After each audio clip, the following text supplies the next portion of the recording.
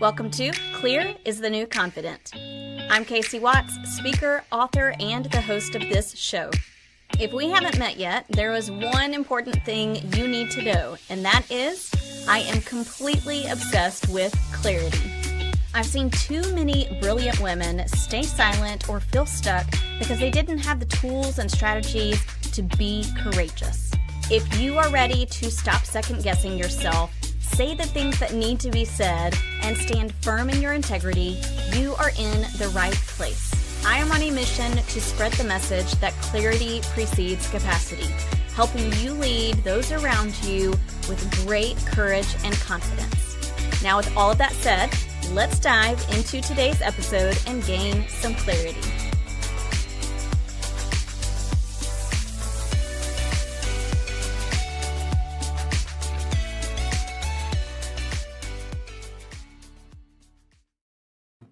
Hey everybody, welcome to today's episode. It's been a little bit since I have posted a podcast episode, and that's probably because it's the month of July.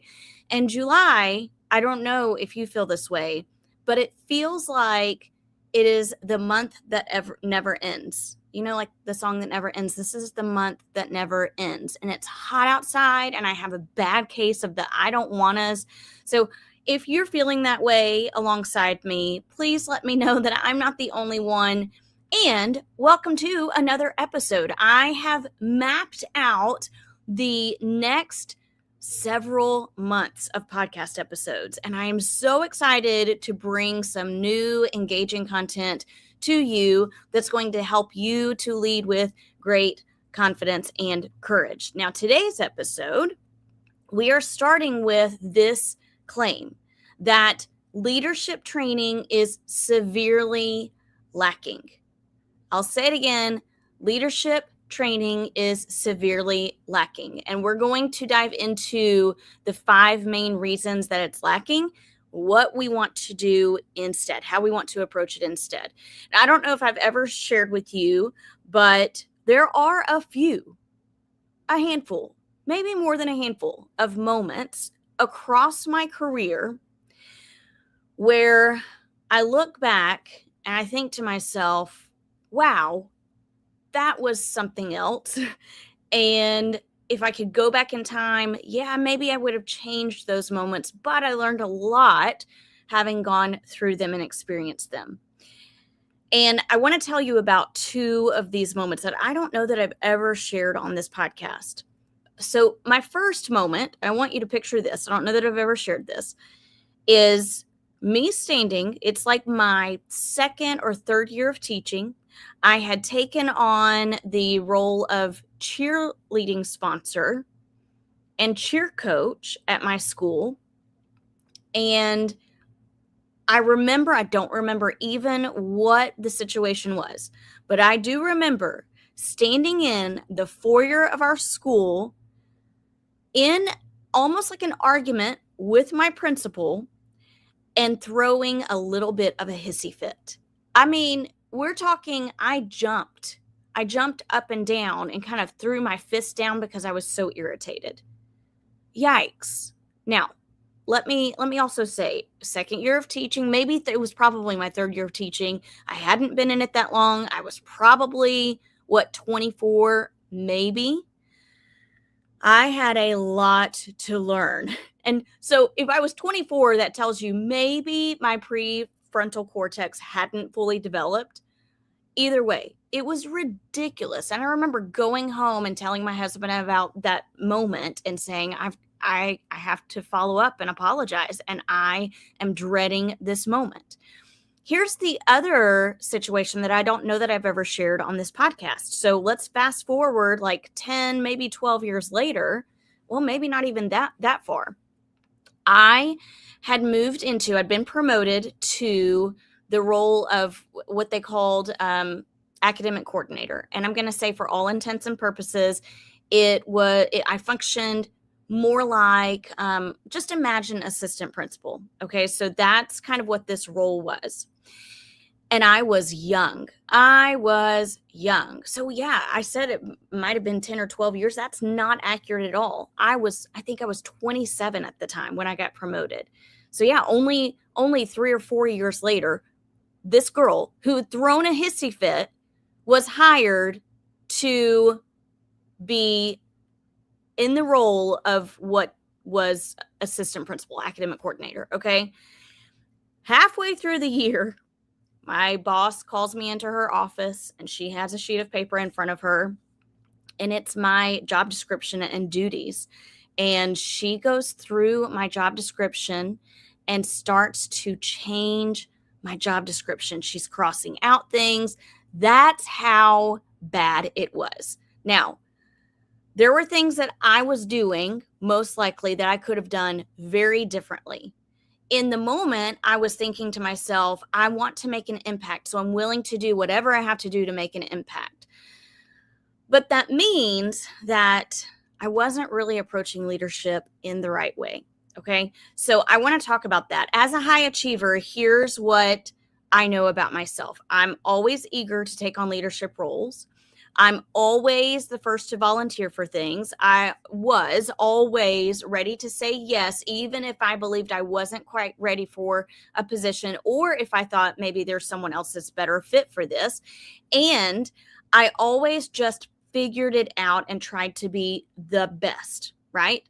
So, in my mind, again, the best meant, oh, well, I'm going to get the next position and make a bigger impact. I'm using air quotes if you can't see me, make a bigger impact. Now, that was an excuse. That was my out to be able to get the next position, right? I think in my mind, really what it was I'm getting the next position.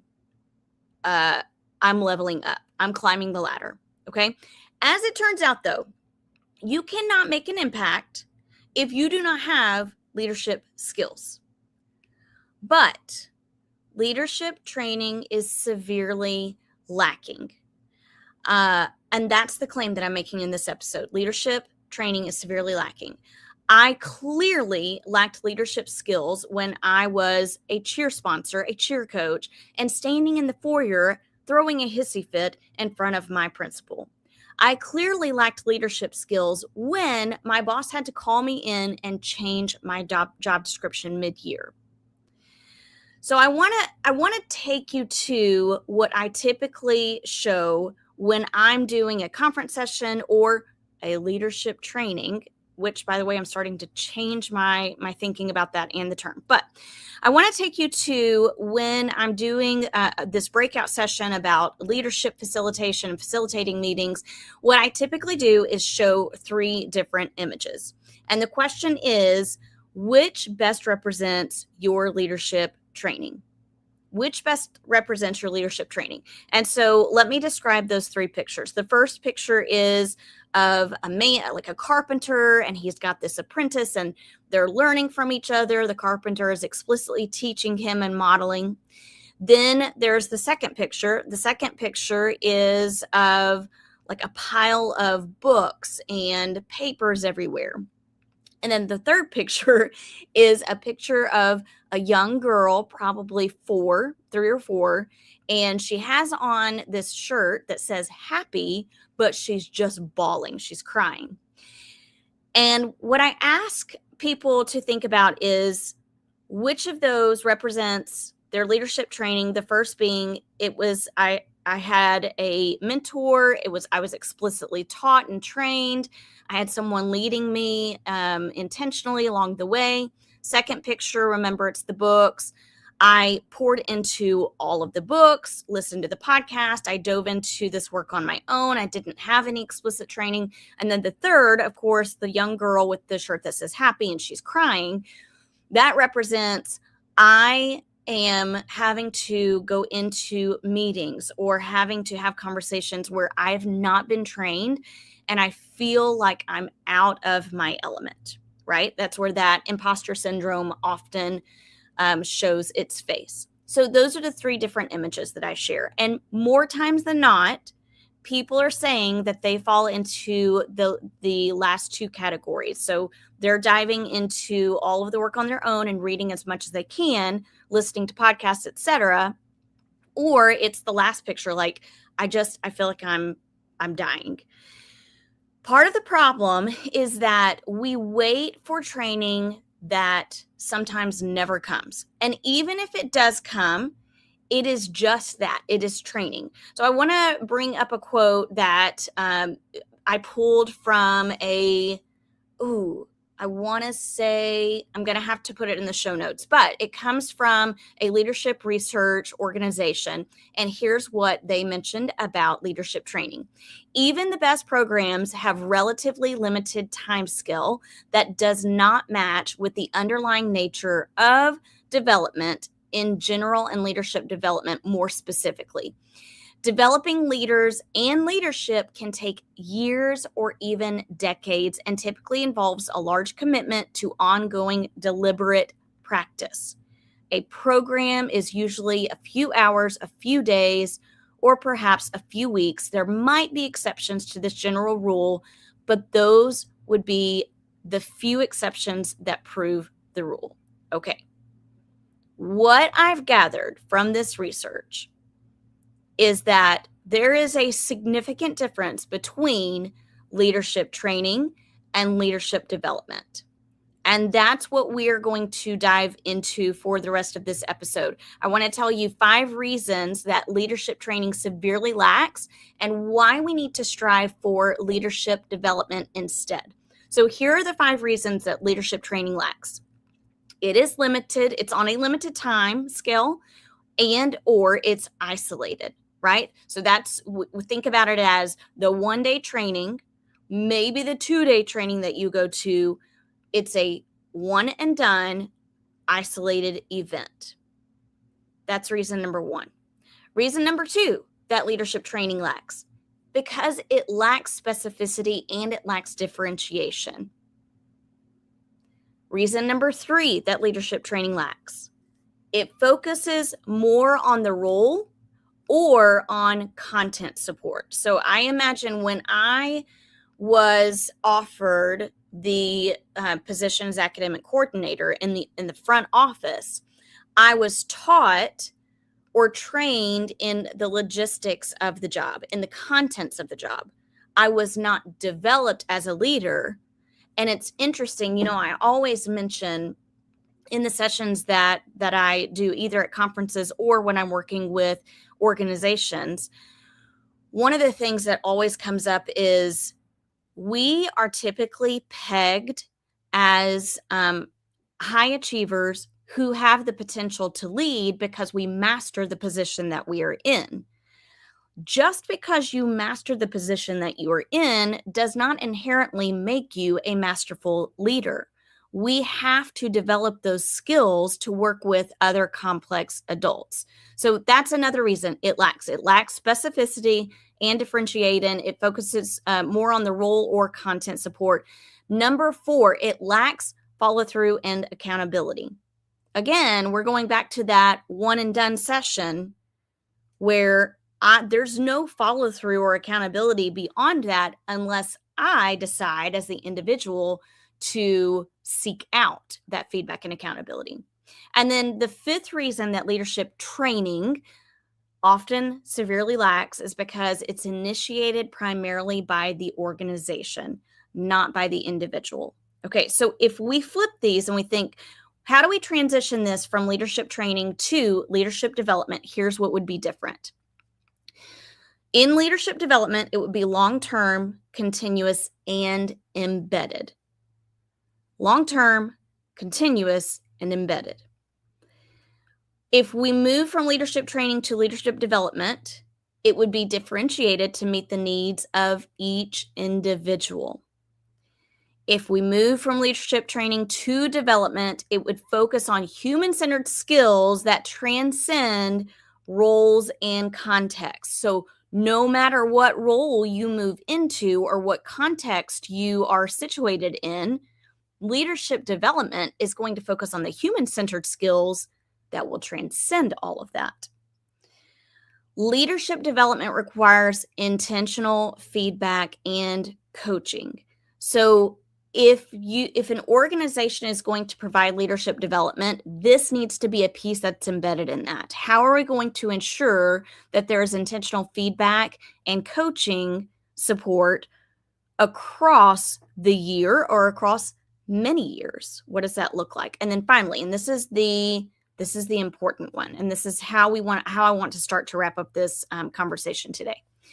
It is initiated primarily. So if we're looking at leadership development, it is initiated primarily by the individual and supported by the organization. So when we think about leadership development, we honestly need to take the reins in our own hands. It wasn't until I absolutely failed that I decided to take my own development into my own hands. So now that I've done that work and I've kind of obviously failed multiple times, I have learned over time who are the mentors that I need to look at for support? What is the coaching that I need? What kind of feedback am I going to get year after year? Leadership development does not stop. It is very different than leadership training. When I coach women, high achieving women now, we work on leadership development and I help them to gain clarity of 3 specific things. We gain clarity of identity, meaning who are you? Who are you? We gain clarity of presence. How do you show up and interact with the world around you? And then finally, we gain clarity of purpose. What do you want? Why do you want it? Okay, so here's what I want to leave you with. The challenge that I'm going to share with you is to not wait. Do not wait on training and development from your organization because it may never come. Do not wait until you have that leadership position to engage in leadership development. You are a leader right now, exactly where you are. Do not wait until you think you need leadership development. And do not wait until you have failed. If I had to start with just one thing, it would be clarity of identity. So if we're looking at clarity of identity, we're really thinking about a few different things. So this is what you can start with. Pay attention to your thoughts and know their origin. What are the thoughts that I'm having and where are they coming from and why? Number 2, know your values, know your beliefs so that you can stand firm in your integrity because you know your values and beliefs. And then finally, be sure you can account for your strengths and your struggles. And that might require you looking into a few different personality assessments and deciding what are my strengths? What are the areas that I need to look out for where I may struggle?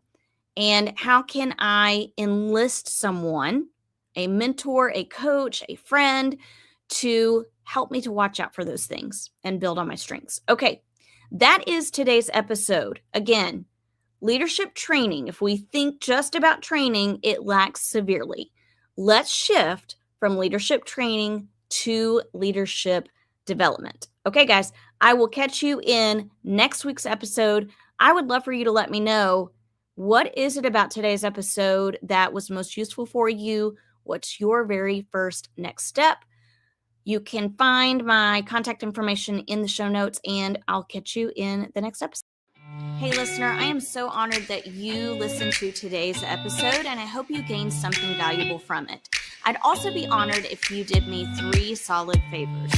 First, subscribe to this show. I've got a lot of great content coming up, and I don't want you to miss any of it. Second, be sure you're following me on social media platforms. You can find me at Catch Up with Casey on LinkedIn or Instagram. And finally, if you are looking to book a dynamic and relatable speaker for your next event, conference, or retreat, I would love to bring a message about how the craft of clarity makes a significant impact on both leadership and life. Until next time, always remember, clarity precedes capacity.